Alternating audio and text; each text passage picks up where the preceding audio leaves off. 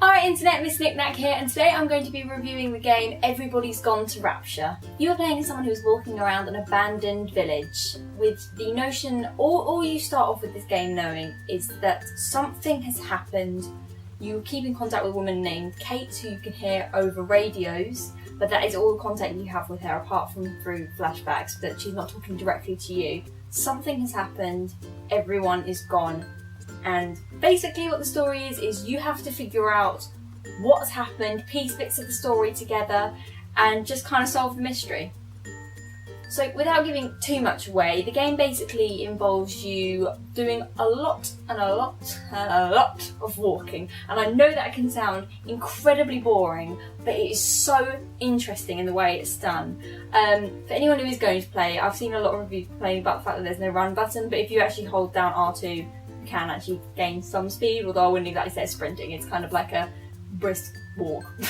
So, as I said, it's very simple. There isn't really any puzzle solving, there isn't much interactive gameplay. Essentially what you're doing is walking around, piecing bits of the puzzles together, interacting with the environment, and just using your brain basically to figure out what this story is. So what you're doing is you're walking around and you come in contact with these little bits of light, and through those you get told a sliver of a story.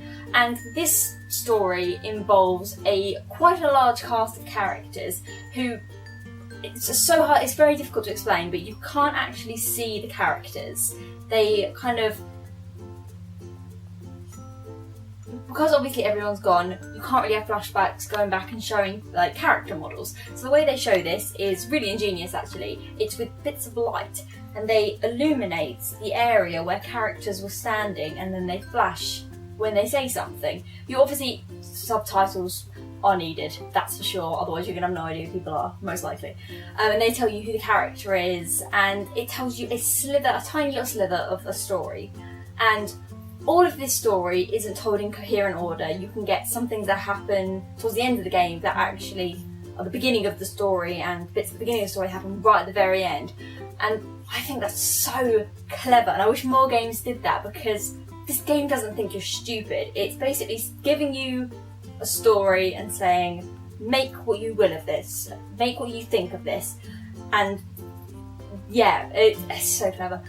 Other thing I've got to give this game major props for, it's probably one of the most beautiful looking games I think I've ever played in my whole life. And coming from an Xbox person, and this is a PS4 exclusive, like, it's hard for me to say this, but seriously, this game is stunning.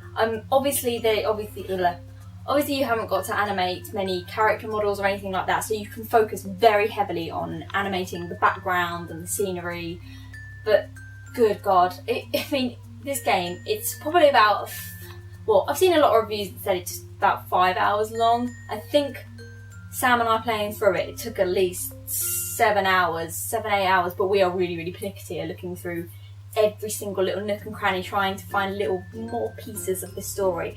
Because the way the game works is you can find these main flashbacks, and they tell you the bare bones of the story, the things you kind of need to know. Obviously you can go the game without missing them, but those are the important bits. But if you walk off into all the little alleyways or into like a wood or something, you can find like little individual like scenes, and they just really flesh out the story and give it a lot more detail. You guys know me and how much I love soundtracks. If a movie or a game has a stunning soundtrack, it just elevates it to another level for me. This game has one of the best soundtracks I have ever heard in a video game.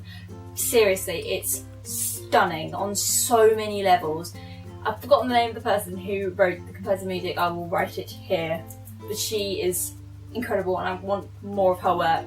It was a very heavily choral based soundtrack, so a lot of like big music swells that just really elevate the situation.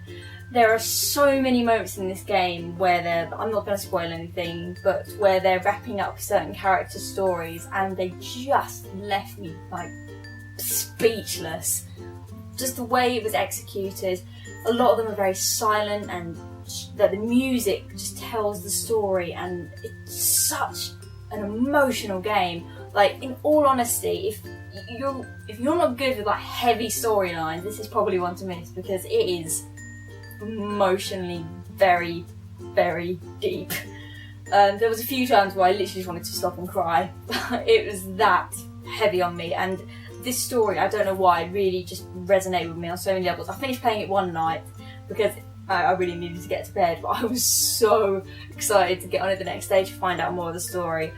And I finished it. I finished it in 2 days, over 2 evenings, and I have so many more questions that I need answering. So I think I'm going to play it again just to kind of make more links with things. But yeah, seriously, I highly recommend this game. I saw so many people commenting on videos of this just being like, this isn't a game, you're just walking and listening to things. And yes, it is a very slow paced game, but to those of you who are really patient and want an engrossing story, and this game doesn't treat you like an idiot, it makes you think, and it's not got a standard answer for why things happen or what's going on. But seriously, please give this game a chance. Hey everybody, so yeah, this is completely unprofessional, but I finished filming this a few hours ago, went out to the cinema, came back, and I started editing when this happened. If you have a chance to play Everybody's Gone to Rapture, please...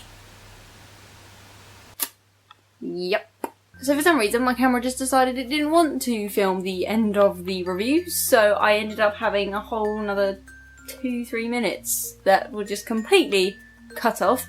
So basically what I was going to finish saying is what ended up being cut off was that because the game was set in Shropshire, it just resonated with me on a whole other level, just purely for the fact that it was set in the UK and it was so well realised, the world, in everything it did, in all the little details, that it just was, like, coming from someone who's English, it was so well done, and I give major respect to them. But what I was going to say was what I was going to score it. So yeah, overall, I gave the game a 9 out of 10. So yay! The game was awesome. So yeah, if you have a PlayStation 4, please, I implore you to get it.